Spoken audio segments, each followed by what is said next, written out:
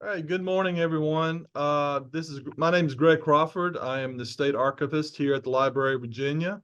I'm also as a state archivist, I'm a part of the State Historical Records Advisory Board, commonly known as SHRAB. And the purpose of SHRAB is to provide assistance and consult with local historical societies, museums, archives, university archives, museums around the Commonwealth to better assist with preserving, making accessible archival records that are stored in your collections. Today, we're doing a virtual town hall for Preservation Month.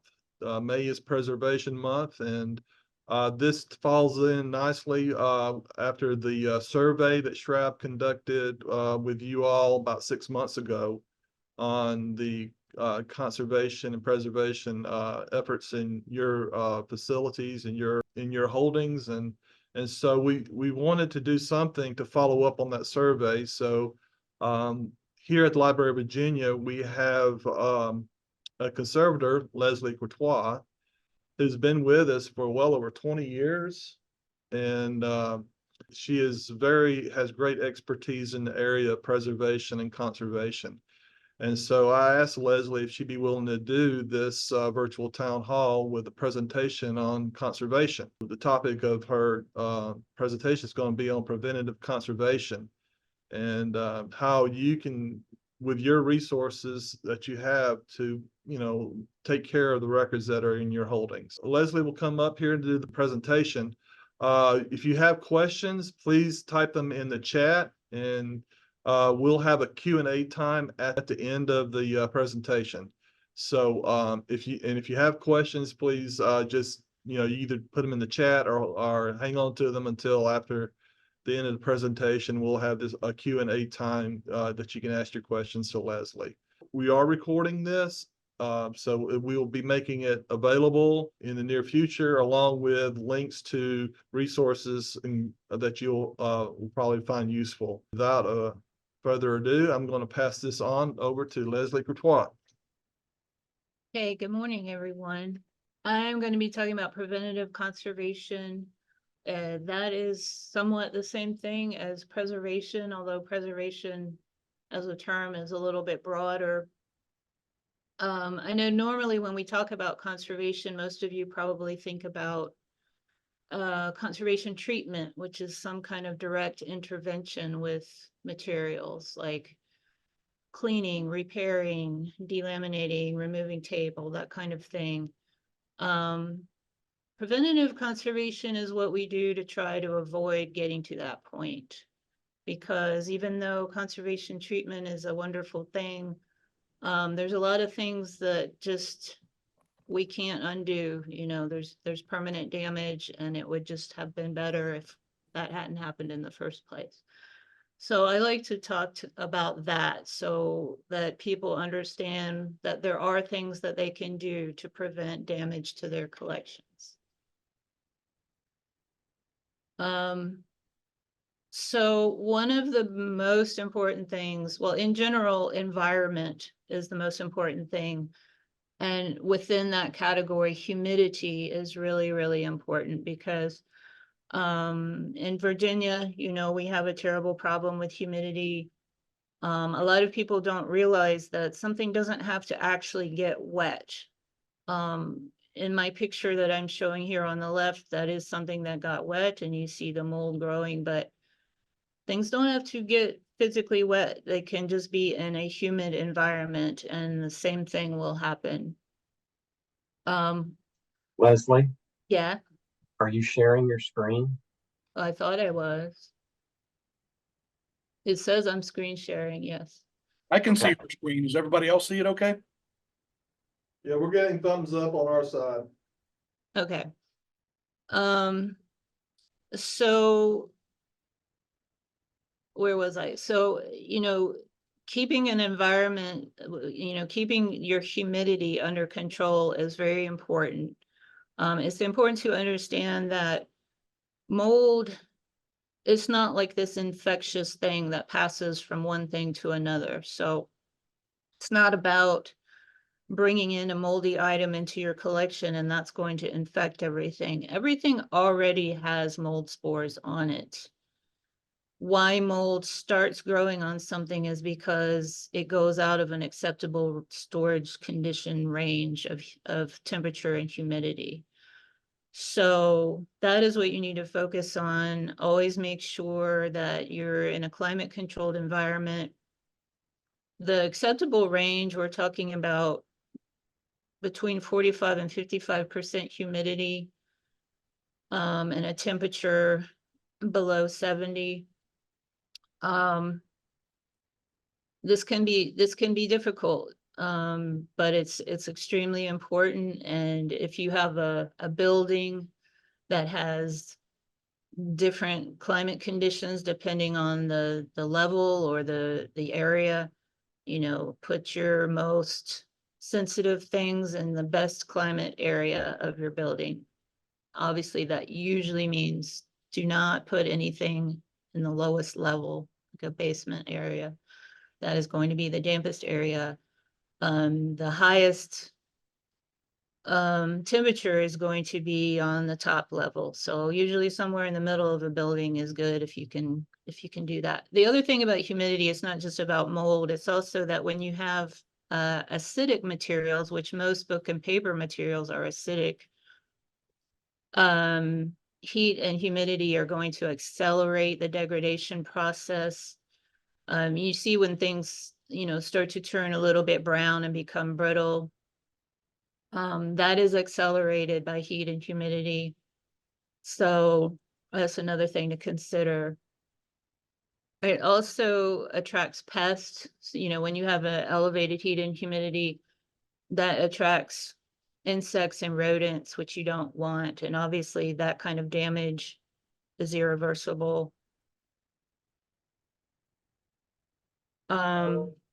Light is also very important. So on the left, you see a photograph and you see that there's sort of a darker area around the edge and a lighter area in the middle. So this photograph had been matted and framed. And in the area under the matting, you see what it originally looked like. And then in that sort of faded window in the middle, that's the area that was exposed to light. So this is what happens. And it doesn't necessarily take a long time. You know, sometimes it can happen very quickly, depending on how much light exposure you're getting. On the right, you see a document that's written in iron gall ink. Iron gall ink was the most common ink used in the Western Hemisphere for about 400 years. So sure most of you have seen it. It's pretty ubiquitous in older documents. It is, it will fade with light exposure. So you see in my example, the bottom half of the document, you can hardly see it at all anymore. The top half, you can still see it just because there was a really heavy application of the ink when it was made, but it's faded as well. Iron gall ink, it has this brown appearance. Originally, it would have been black. So pretty much all of it that you see is faded. So that's something else to consider, is just that any kind of light exposure is going to be bad for paper materials. If you have something you want to display, the best thing to do is to make a reproduction of that and frame it and keep the original out of the light. So another thing is just the way we store and mount and handle things. On the bottom left, you see a drawing that's mounted to a really brittle piece of cardboard. This is something that was commonly done, and for some period of time, it was probably protecting because it was rigid, but cardboard used to be made of just really low quality wood pulp, and wood pulp is very acidic, and when it gets old, it just breaks. And on that item, we were lucky because it's just broken around the edge of it. We haven't, you know, a lot of times you pick these things up and they'll just crack in your hand, and it might crack right through the middle of your item. So if you have stuff like that, most likely it either needs to be mounted on an archival board or it needs to have the old board removed. Another thing that happens, like in the middle, I have an example of something that was rolled, and this is something really common for oversized items in collections where, you know, things get rolled just because they're large and then you don't know what else to do with it. But rolling, things get, you know, when things get all dry and brittle over time, it becomes very difficult to unroll things. A lot of times it'll just tear while you're trying to unroll it. If you manage to unroll it without tearing it, it's really hard to keep it flat because it's kind of cured itself into a permanent rolled condition, and it has to be humidified to get it flat again. And sometimes even then it won't go back. But the worst thing about rolling is that people tend to stack up rolled things on top of each other, which creates a lot of weight on the rolled items that are on the bottom of the stack. And then what happens is they start to compress, and then they develop these cracks along the sides. And then you'll see this kind of characteristic, you know, parallel lines of cracking all along the item. And so you know, try to avoid rolling things in the first place. If you have things that have already been rolled for a while, you might want to consider unrolling them and storing them flat to prevent this from happening. The item on the right is just mostly just horrible discoloration. I mean, that print would have probably been white or whitish originally, and now it's very brown and yellow. And that you see also a matte burn around the edge, bad quality matte board backings. A lot of times backings, you'll have like a piece of brown corrugated cardboard, or a piece of wood. All of those things are very acidic, and that's what causes that discoloration. So you want to, you know, think about what you use as matting framing materials, or if you have things that have already been matted and framed. You know, we didn't really have archival quality matting materials commonly available outside of the museum setting until like the 90s, 2000s. So a lot of stuff people have from the 1980s and before is just going to be really bad quality, and you need to take it out of that if you have things that are in those old mats. Tape is a huge thing that I see a lot, and people don't realize that it's going to degrade and cause damage. There's lots of different kinds of tape. They're all bad, including what they call archival tape. There are products sold as archival tape that they're still tape, they're still bad.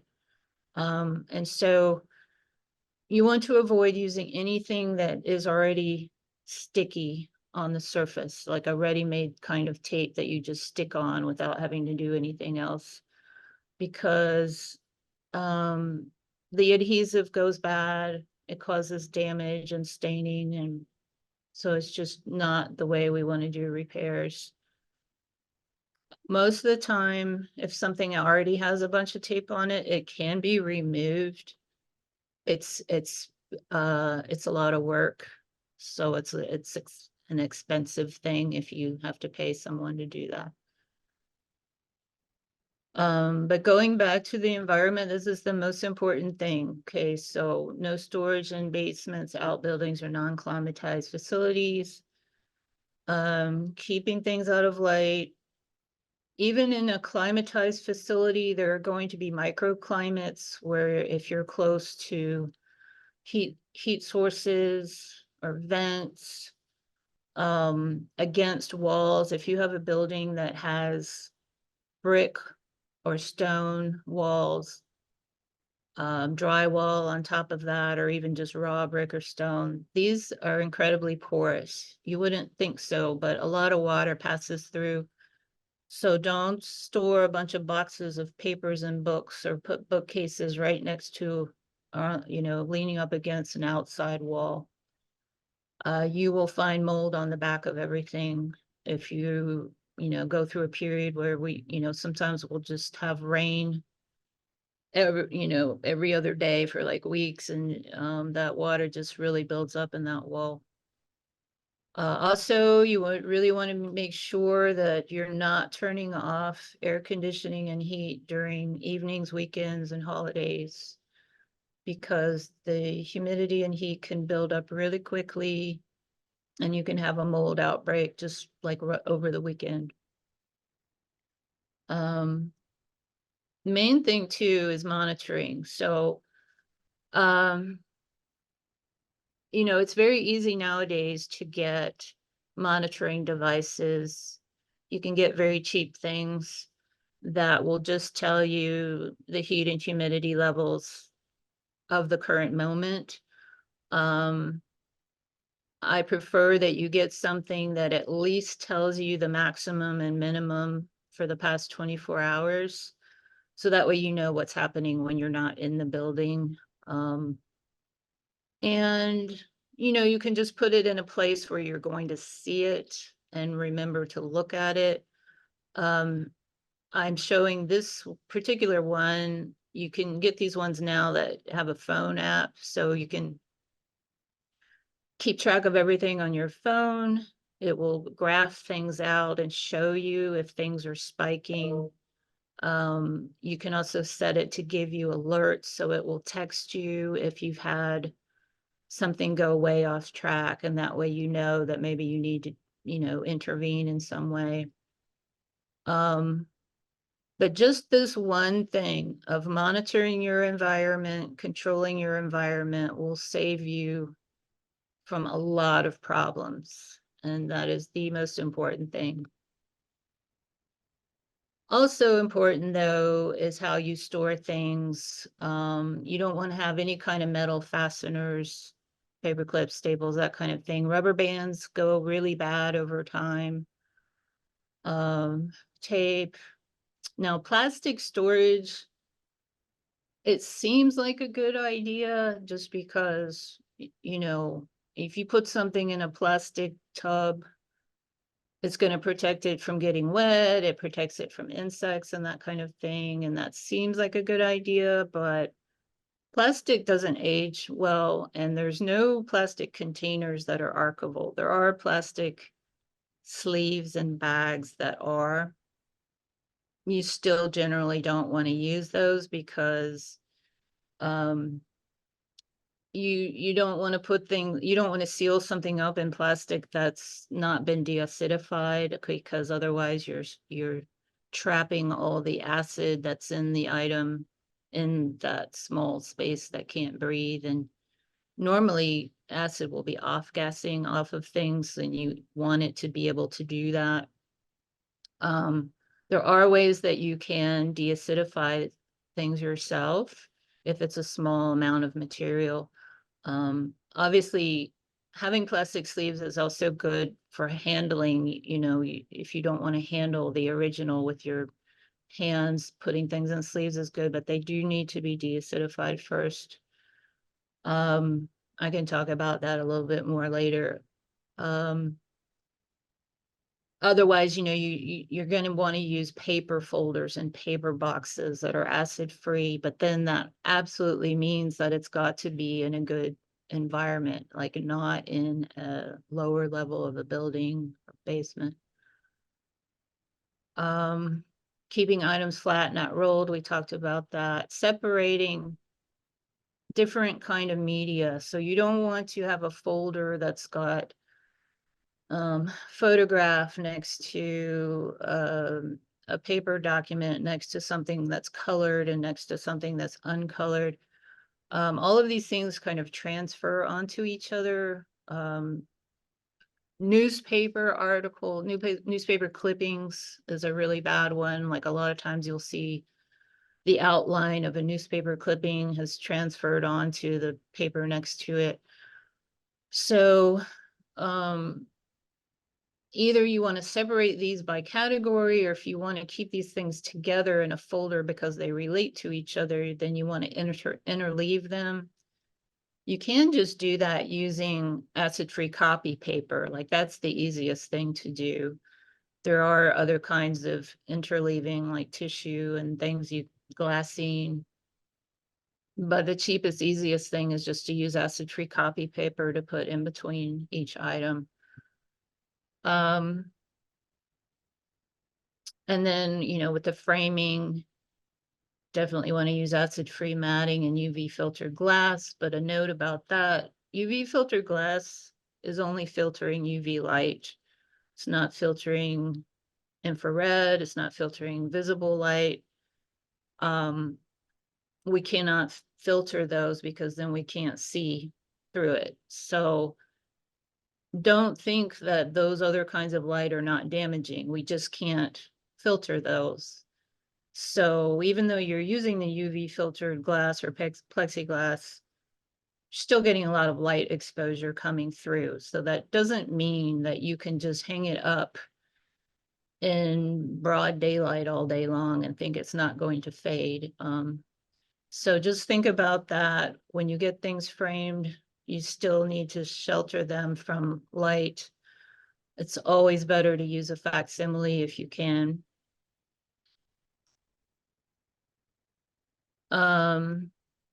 Repairing things on your own. Yes, you can. I mentioned before about this archival repair tape that they sell.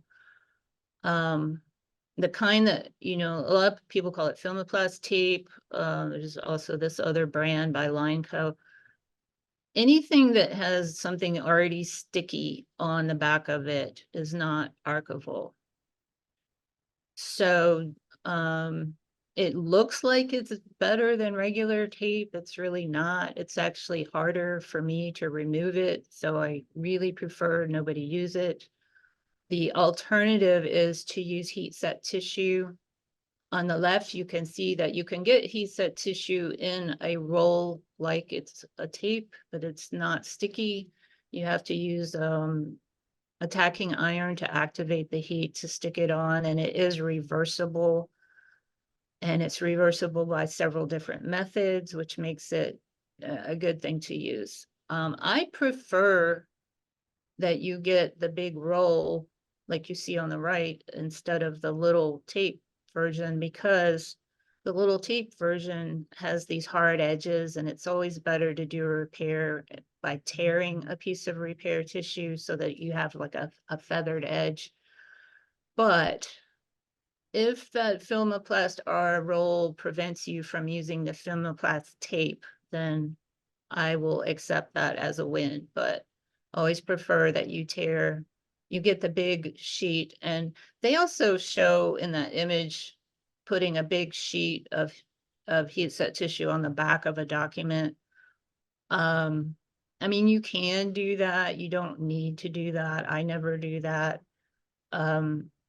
I always just do individual repairs by tearing little pieces of tissue and attaching it. One thing to keep in mind is that because there's adhesive on both sides, you do want to put tissue on both sides of an open area so that you don't have any adhesive you don't want any adhesive that's not covered up by another piece of tissue. So that's how we repair things. Usually you need to clean them first. We do that with a dry cleaning sponge like you see on the right. Dry cleaning sponges are very gentle. You can clean book covers, book edges, documents, photographs. If you're cleaning books, you can use a big piece of sponge like they're showing.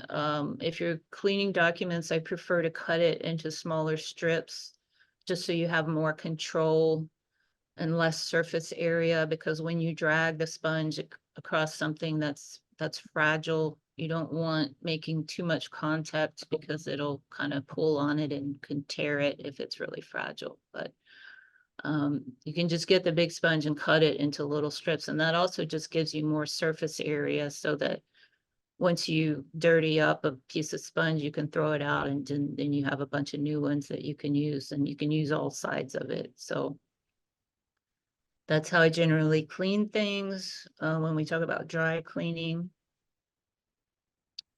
let's see, suppliers for getting all these things. These are the suppliers that are commonly used, and they're pretty easy to find on the internet. Light Impressions has more of the framing stuff if you're interested in that. And, you know, if you feel like there's things that you cannot do on your own, which is probably most things, this is the place to go. American Institute for Conservation. Their website is culturalheritage.org. And you see on their opening page, there's this little box that says find a professional. That is where you can find local conservators that are listed in there. Anybody that is a professional conservator should be on this website. If they are not listed in the directory of AIC, that means that they're not really, you know, they should be affiliated with this institution. So this is a place to look. This website also has a lot of other information. One of the things that I like is this connecting to collections care page. You can get all kinds of information about conservation preservation on there. But also they talk about this collections assessment for preservation program, or we call it a CAP program.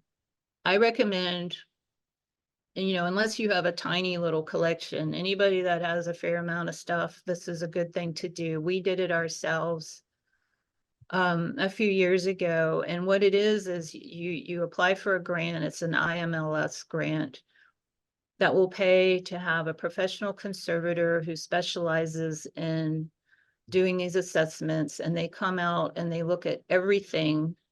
You know, they look at your actual collections materials, they look at your building, what kind of building envelope it is. They look at your HVAC system, they look at your fire suppression, just everything.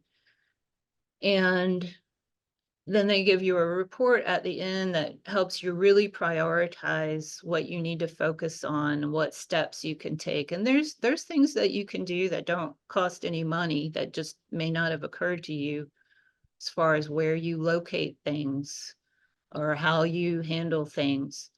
And then there's things that cost money, and they can direct you towards funding for those things.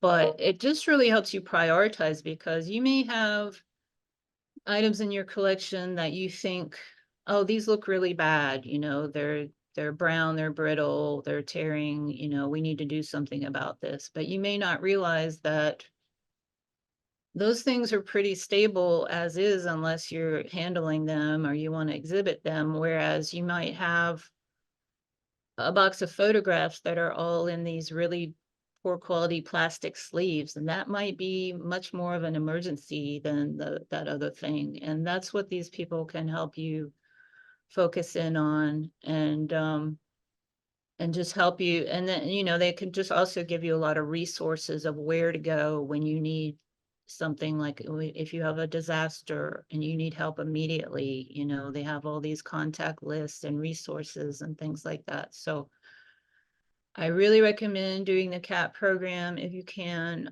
It's on the IMLS website. It's also on the AIC website. The two institutions that, I mean, not institutions, but the two private organizations that commonly do these are NEDCC and CCAHA. I know that's a lot of letters, but those are two conservation labs that have staff that do these things. One is in Philadelphia and one is in Andover, Massachusetts. And that's all I know right now. I mean, there may be more people that do it, but those are the places that you can also contact them directly and ask them about doing a cap.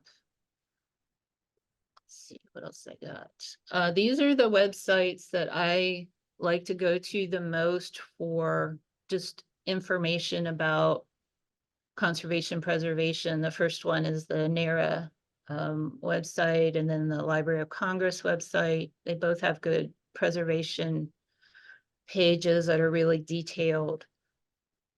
So if you have a specific category like photographs or something, you want to know more about taking care of them or storing them, you can get that information. NEDCC, again, that's a private conservation lab, but they have a ton of good information on their website about preservation. They also have information about grants that are very specific to conservation. So, and they also have this kind of handy list that tells you when all the grant application deadlines are for those grants. So, and then there's me. I am available to answer any questions at any time that you might have, whether it be on behalf of your institution or as a private individual. You know, people have their own family papers at home and photographs and all that stuff. You can contact me. That's part of my job. If you have any questions about, you know, storing it or whether you should pursue some kind of treatment for it or anything like that, you can email me.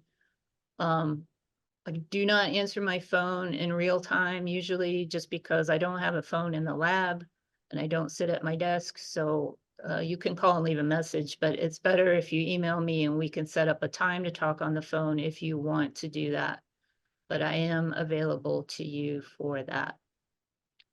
And so that's pretty much it.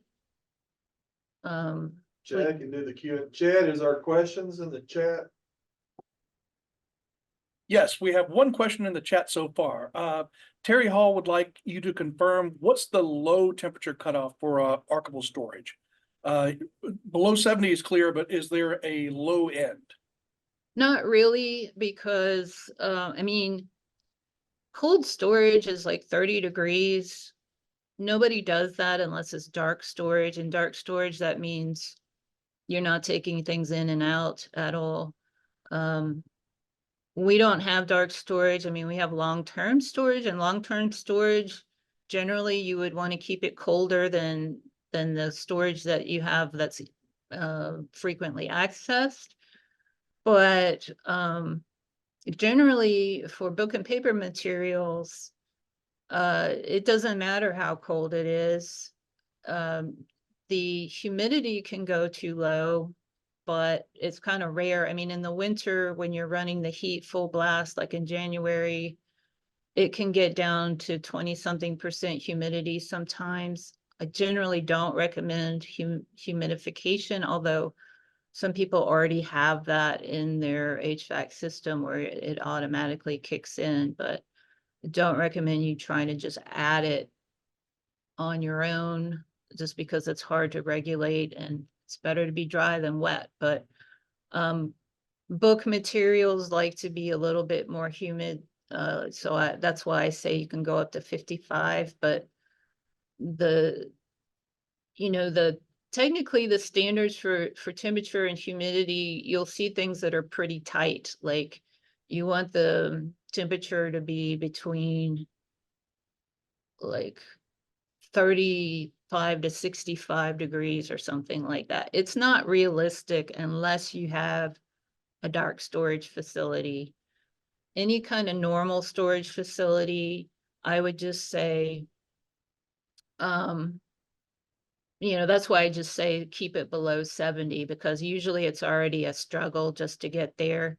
But 65 to 70 degrees is good, but colder than that is better. So there's just not really a low end for temperature. There's a little bit of a low end for humidity, but congratulations if you get there very often. So that's why I just say, the most important thing is really not trying to reach this gold standard of those two numbers. You want it to be stable. You don't want to have a lot of fluctuation of heat and humidity. So if you can get something that stays pretty tight in a range all year round and it's not the perfect numbers, that's better than constantly running heat and air conditioner back and forth trying to get this perfect number. Just try to keep it within a reasonable range all year round. And that's already usually such a challenge that we don't worry too much about the perfect number. And it's different for other kinds of materials. We're focusing on book and paper materials and photographs. But other kind of materials are going to have a different range. And if you have a mixed collection where you've got wood and textiles and books and paper and metal and plastic and all these different things, then it gets really tricky. The tightest range is going to be for plastic, actually. Plastic really, really needs cold storage. And that includes like film-based materials, like film negatives and film reels of motion picture films and stuff like that, needs cold storage. We don't technically have the gold standard of cold storage. We do the best that we can, but it's just the vastness of our collections that sort of prevent us from doing that. If you have a small collection of film-based materials or plastics, a refrigerator is good, like a commercial refrigerator or something. We have just like a regular free refrigerator that we have some of that stuff in. But for most materials, I wouldn't get too crazy about trying to get those perfect numbers as long as it's, the temperature is, you want to shoot for the 60s, and that's going to be good.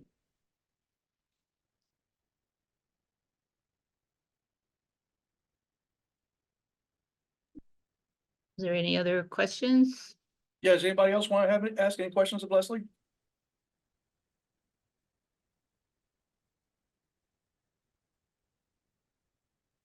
Okay. If not,